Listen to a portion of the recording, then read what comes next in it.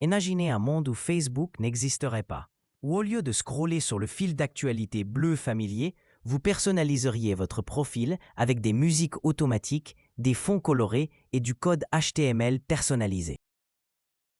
Ce monde a existé et il s'appelait MySpace. En 2005, cette plateforme était plus grande que Google. Oui, vous avez bien entendu, plus grande que Google. Alors comment le géant absolu des réseaux sociaux a-t-il pu disparaître si rapidement et permettre à un petit site universitaire appelé Facebook de dominer le monde digital que nous connaissons aujourd'hui? L'histoire de MySpace commence en 2003 dans les bureaux de la société de marketing Internet Intermix Media à Beverly Hills. Tom Anderson et Chris DeWolf, deux entrepreneurs ambitieux, observent le succès naissant de Friendster, l'un des premiers réseaux sociaux grand public.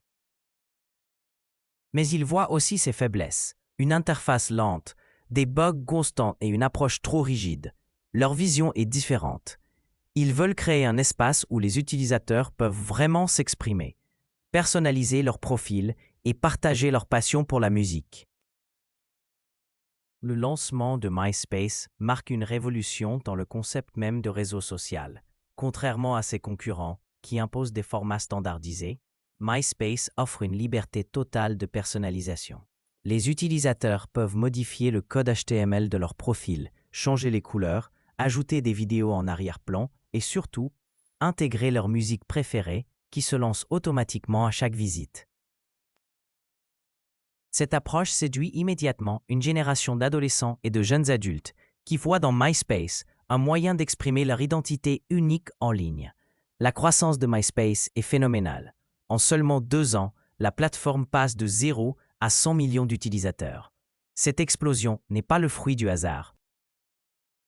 Tom Anderson, devenu le visage emblématique de MySpace en apparaissant comme premier ami de chaque nouvel utilisateur, comprend parfaitement sa communauté. Il fréquente les concerts, rencontre les groupes émergents et fait de MySpace le lieu de rencontre incontournable entre artistes et fans. Des groupes comme Arctic Monkeys ou Lily Allen lancent leur carrière directement depuis leur profil MySpace, créant un écosystème musical unique. L'innovation la plus remarquable de MySpace réside dans sa compréhension précoce du potentiel des réseaux sociaux comme plateforme de découverte culturelle. Bien avant que Spotify ou YouTube Music n'existent, MySpace permet aux utilisateurs de découvrir de nouveaux artistes, de créer des playlists et de partager leurs goûts musicaux. Cette vision avant-gardiste transforme MySpace en bien plus qu'un simple réseau social. C'est un véritable laboratoire culturel où naissent les tendances de demain. En 2005, MySpace atteint son apogée. Avec plus de 100 millions d'utilisateurs actifs, la plateforme dépasse même Google en termes de trafic web aux États-Unis. Cette réussite spectaculaire attire l'attention de Rupert Murdoch, le magnat des médias, qui rachète MySpace pour 580 millions de dollars. Cette acquisition fait sensation dans le monde technologique et consacre MySpace comme le leader incontesté des réseaux sociaux. À ce moment-là, Facebook n'est encore qu'un petit site universitaire limité aux étudiants de quelques universités américaines. Pourtant, au moment même où MySpace célèbre son triomphe, les graines de sa chute sont déjà semées. L'acquisition par News Corporation marque un tournant décisif dans l'histoire de l'entreprise. Murdoch et son équipe, habitués aux médias traditionnels, ne comprennent pas vraiment la nature communautaire et décentralisée des réseaux sociaux. Leur vision est celle d'un média classique, maximiser les revenus publicitaires à court terme, même si cela nuit à l'expérience utilisateur. La première erreur stratégique majeure consiste à surcharger MySpace de publicités intrusives. Là où l'interface était auparavant relativement épurée, des bannières publicitaires envahissent chaque page. Ces annonces ne sont pas seulement nombreuses, elles sont souvent mal ciblées et perturbent la navigation. Les utilisateurs, habitués à un environnement où ils peuvent s'exprimer librement, se sentent soudainement traités comme de simples produits à monétiser. Cette approche mercantile brise le lien émotionnel qui existait entre MySpace et sa communauté. La deuxième erreur, encore plus fatale, concerne la négligence de l'innovation technique. Pendant que MySpace stagne technologiquement, ses concurrents investissent massivement dans l'amélioration de leur plateforme.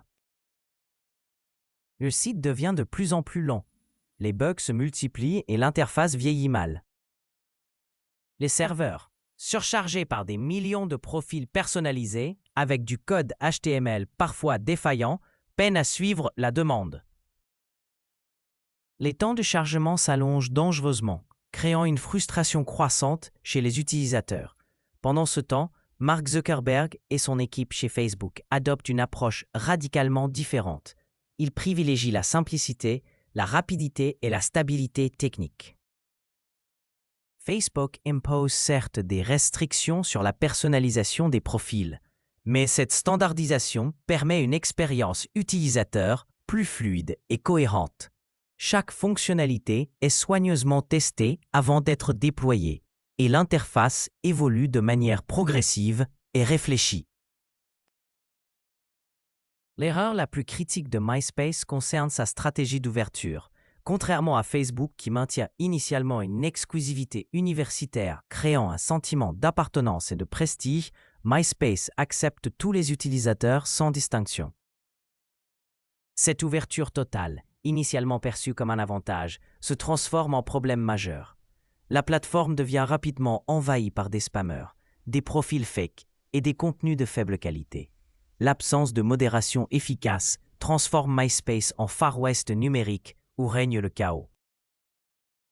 Facebook, au contraire, développe progressivement des algorithmes sophistiqués pour filtrer les contenus et maintenir la qualité des interactions. L'introduction du fil d'actualité en 2006 révolutionne la manière dont les utilisateurs consomment l'information sociale. Au lieu de visiter individuellement les profils de leurs amis, ils peuvent désormais voir toutes les mises à jour centralisées dans un flux personnalisé et intelligemment organisé. La bataille pour l'attention des utilisateurs tourne également autour de l'évolution des habitudes de consommation numérique. MySpace reste attaché à un modèle où les utilisateurs visitent des profils individuels, écoutent de la musique et découvrent des artistes. Facebook comprend que le futur appartient au partage instantané d'informations, aux interactions rapides et à la consommation passive de contenu. Cette vision s'avère prophétique avec l'émergence des smartphones et des réseaux sociaux mobiles. Les conséquences de ces erreurs stratégiques ne tardent pas à se manifester.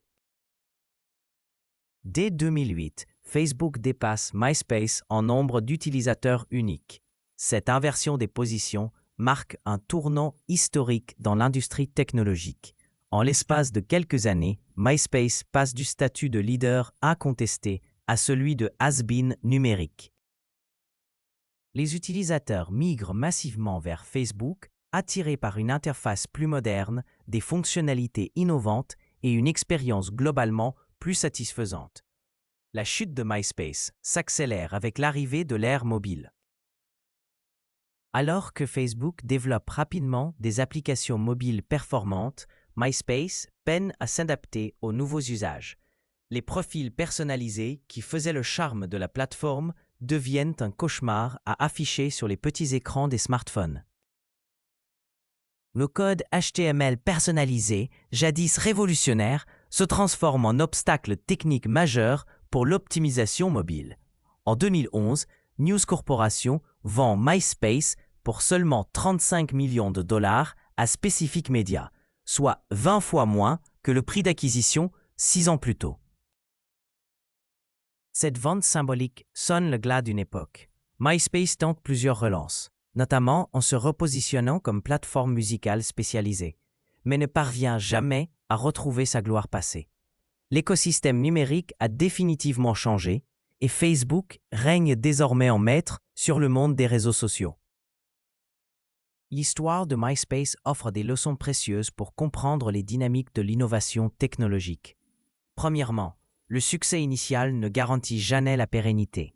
Dans un secteur où l'innovation est constante, les entreprises doivent continuellement se réinventer pour rester pertinentes. MySpace a commis l'erreur classique de se reposer sur ses lauriers au lieu d'investir dans l'amélioration continue de son produit. Deuxièmement, la compréhension de sa communauté d'utilisateurs est fondamentale.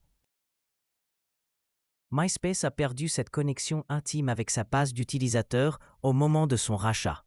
Les nouvelles priorités commerciales ont pris le pas sur les besoins réels de la communauté, créant une rupture fatale. Facebook, au contraire, a maintenu un focus obsessionnel sur l'expérience utilisateur, même au détriment parfois des revenus à court terme. Troisièmement, l'adaptation aux nouvelles technologies est cruciale pour la survie. MySpace n'a pas su anticiper la révolution mobile et les changements d'habitude qu'elle impliquait. Cette cécité technologique a coûté cher à l'entreprise qui n'a jamais réussi à rattraper son retard.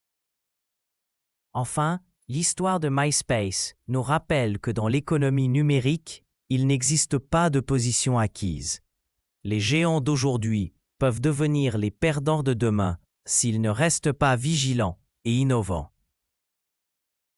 Facebook lui-même fait face aujourd'hui à de nouveaux défis avec l'émergence de TikTok et d'autres plateformes qui remettent en question sa domination.